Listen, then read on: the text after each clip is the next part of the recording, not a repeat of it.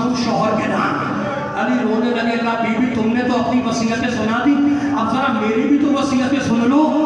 अपने बाबा को मेरा सलाम कहना और उनको बतलाना उनकी उम्मत ने उनके जाने के बाद मेरे साथ क्या किया। और बीबी मैं जब तुम्हें ब्याह के लाया तो मुफलिस था, तुम्हारे हक को अदा न कर सका, अपने बाबा से मेरी शिकायत न करना। और सुनो बीबी, मैं वादा करता हूँ कि तुम्हें दफनाने के बाद तुम्हारी कब्र पे सलाम के लिए आता रहूंगा, मगर मेरी शर्त है कि जब मैं तुम्हें सलाम करूँ तो जवाब सलाम अपने कानों से सुनो। अभी दोनों बैठे हुए रो रहे थे, इतने में दरवाजा पीटने की आवाज आई। अब जो अली ने दरवाजा खोला तो देखा दोनों बच्चे दरवाजे पे खड़े हैं और रोते जाते हैं और पुकार के कहने लगे, बाबा क्या हमारी अम्मा इस दुनिया में नहीं रही।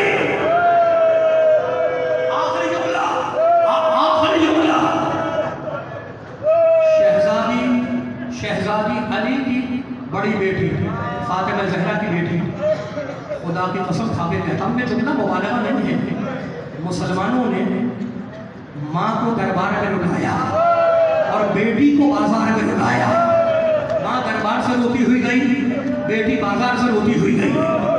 शहजादी ज़ैनब फरमाती है कि मेरी माँ 3.5 घंटे उस जालिम के दरबार में खड़ी रही। वो बैठा रहा और मेरी माँ खड़ी रही। और जब हम पलट के घर आए तो मैंने देखा, बीवी कहती मैंने देखा कि मेरी माँ के मुसल्ले पर कोई बूढ़ी औरत बैठी हुई रो रही है।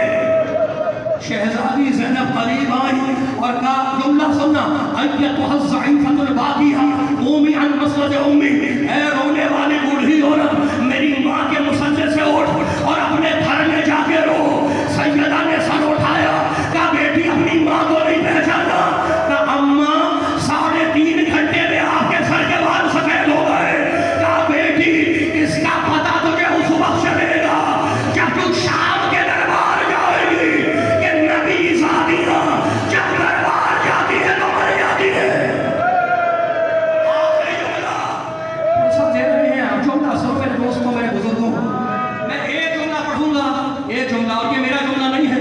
नजफ़ अशरफ में बहुत बड़े आलिम थे, सैयद मोहसिन हकीम तबातबाई, बहुत बड़े आलिम गुजरे हैं। उनके घर में मजलिस हो रही थी बीवी की शहादत की। 20 से ज्यादा उलमाए किराम बैठे हुए थे।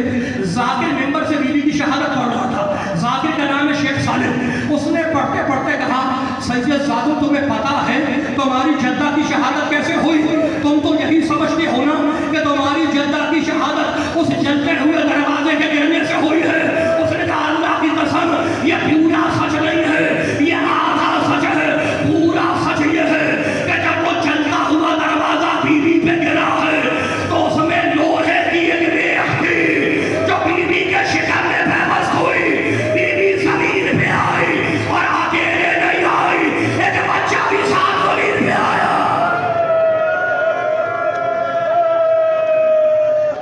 बस आखिरी जुमला, आखिरी जुमला, खुदा तुम्हें महफूज रखे।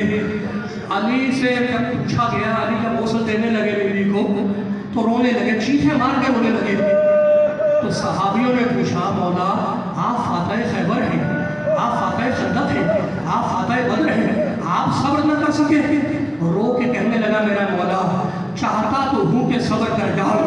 जुमला सुनोगे अली का, अब की लिज़्ज़त सिया के आला जिंदहा, मैं कैसे सब्र करूँ? कोड़ों के निशान मुझे चुप होने नहीं देते। अब की लिज़्ज़त सिया के आला जिंदहा कद इसवत करनी। बीवी, जुमला सुनो, बीवी दरवाजे पे गिरी है, अली के गले में रस्सी है।